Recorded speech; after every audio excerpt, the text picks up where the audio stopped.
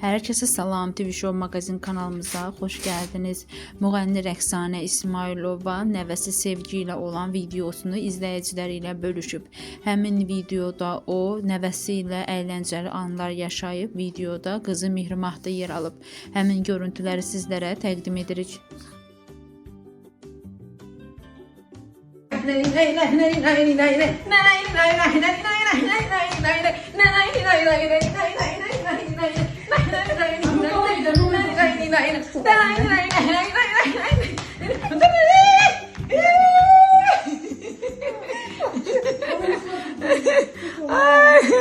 Ay Sevgi. Defterine oynayalım bak. Defterine oynayalım. Ya.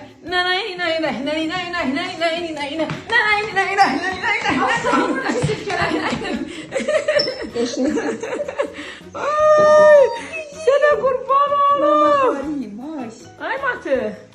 Uy size kurban oğlum.